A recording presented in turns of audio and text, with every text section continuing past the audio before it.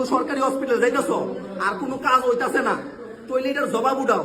কারণ তোমরার জান কেউ দিত না কিমাত, তোমরার জানের কিমাত কেউ দিত না। প্রত্যেকটা পেশেন্টের হ্যারাসমেন্ট হয়ে গেছে, প্রত্যেকটা পেশেন্ট।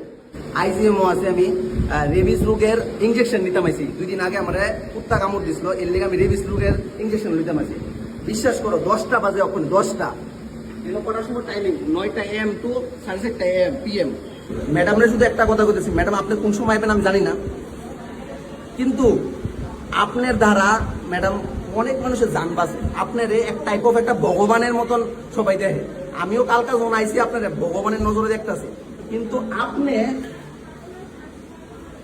10টা 13 বাজে ওখানে পর্যন্ত আপনি 9টার থেকে আপনার ডিউটি স্টার্ট ওখানে পর্যন্ত আপনি আইসেন না।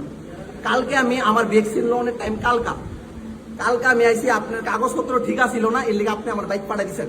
ঠিক আছে, আজকে আমি কাগজপত্র লইয়ে আইসি।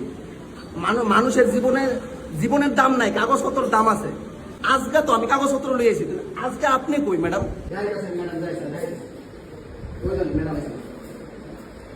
আর কাগজপত্র লেখা হেরা টোটালি এই লাগবো, হে লাগবো, সে লাগবো, কাগজপত্র প্রপার লাগবো, কিন্তু টাইমিং এর কোনো ম্যানেজমেন্ট নাই, মানুষের জীবনের কোনো ম্যানেজমেন্ট নাই ভাই।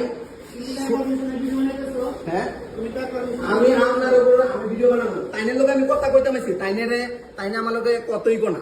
এ ভাই আমার কথা তোমরা একটা ব্যবহার, এ ভাই আমার লোকে এ ভাই প্রত্যেকটা পেশেন্ট আমার কইতেছে তোমরা কোনো ভালো রেজাল্ট পাওয়া যায় না, কিছু পাওয়া যায় না। মানে আমার শুনে যদি রিলিজ রূপটা ছড়া, তাহলে এই রূপটা কেডা লাইবিলিটি লইবা আপনি আমার কর। এই ভাই আমার কি টাকা জরুরি, তো তুমি হেরে জিগাও, তারে জিগাও, আমরা আসি।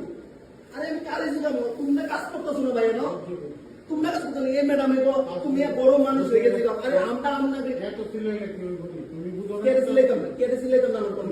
আমার রূপটা তো আমার শৈল, আমি সিলাইতাম না, আমার বইয়া গেলে আমার সিলাই করে একজন করে সবাই ফোন করতেছে ম্যাডাম তাড়াতাড়ি তো এই যেন অক্ষণ ফোন করতেছে, এই আগে ফোনটা কইয়া ছিল।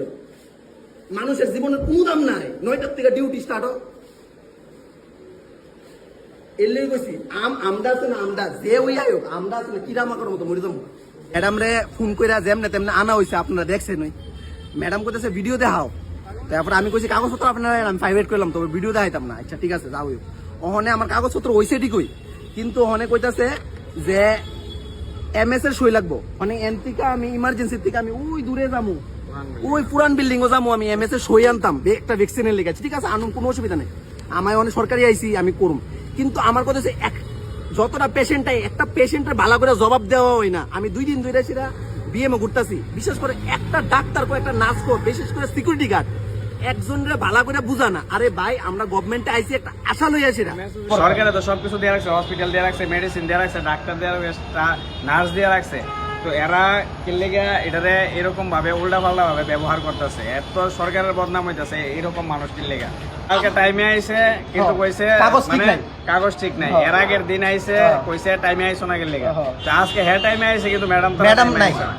আমার কথা হচ্ছে তোমরাও এমন আওয়াজ তুলো, আজকে তো একটা আওয়াজ তুলছি, সব পুরা ডিপার্টমেন্ট ঠিক হয়ে গেছে। তোমরার লোক যদি কিছু হয় তোমরা ভিডিও করো, শেয়ার আমি করুম, শুভম ভাই করবো শেয়ার।